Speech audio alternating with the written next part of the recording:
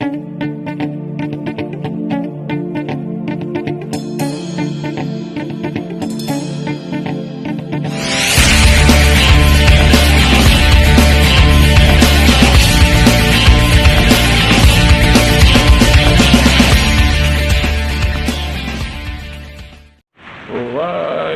happy Sunday everyone.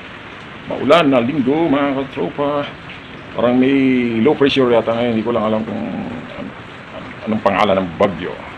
So mga katropa, this video ano tayo na ubi. Lulutuin na namin yung ubi. At ngayon ay akin ng iiway at papakuluan na yun. Ngayon lang namin naisipang lutuin. Busy. Yan, iiwain natin, papakuluan. Right? Yan mga tropa, ito ay atin ang tatanim. Ito yung pinaka, niya, yung pinanggalingan ng mga tubo niya. Hindi, ito yung dulo, yung pinaka taas niya. Dalawa siya. Ayan, nakasala na sila.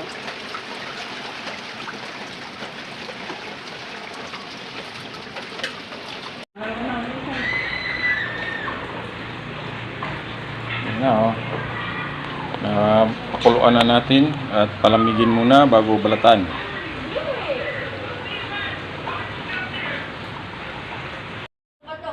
Ayan mga katropa, irinan natin ito.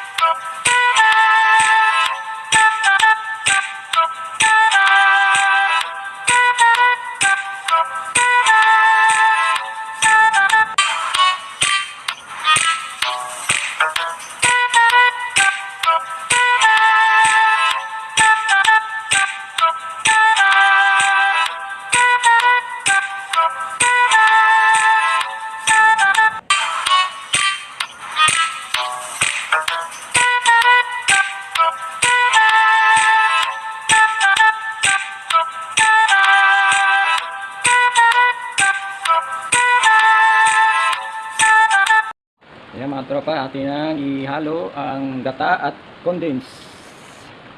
Ayan, condense. Ihalo na natin dito sa ating ubi. Ayan, ang daming ubi mga tropa. Hindi magkasyal sa isang ano. Ayan. Ayan mga katropa, ito na ang ating ubi na balatan na at na ano na natin. Pino na natin. So, tawag doon, iyadyad na. Ngayon, ihalo na natin itong gatas at gata. Ayan.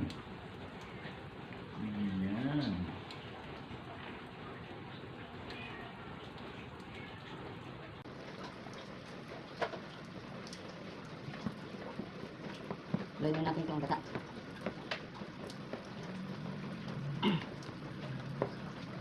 Dalawang laman ito mga tropa, dami. Kita niyo naman yung laki.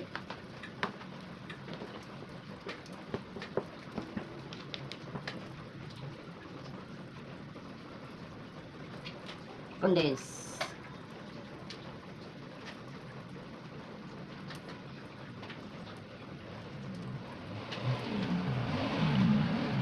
Lakas pa rin ang ulan mga tropa. At ngayon ay tumigil muna. Tumigil muna si ulan. Ipon pa ng lakas.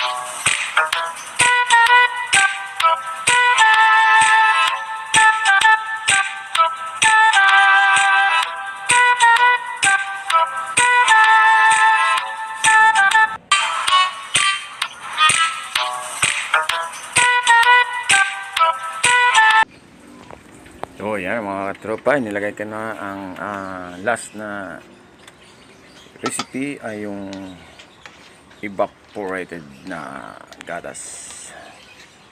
Yan, tamang halo lang mga katropa. I-mix natin maigi ang evaporated milk. Ayan, hanggang sa lumapot na siya. Tamang halo lang. Hindi mo talaga titigilan sa paghalo ito kasi masusunog ang ilalim. Kaya lagi kang nakahalo-halo dyan. Alright. Yan, luto na ating ubi halaya.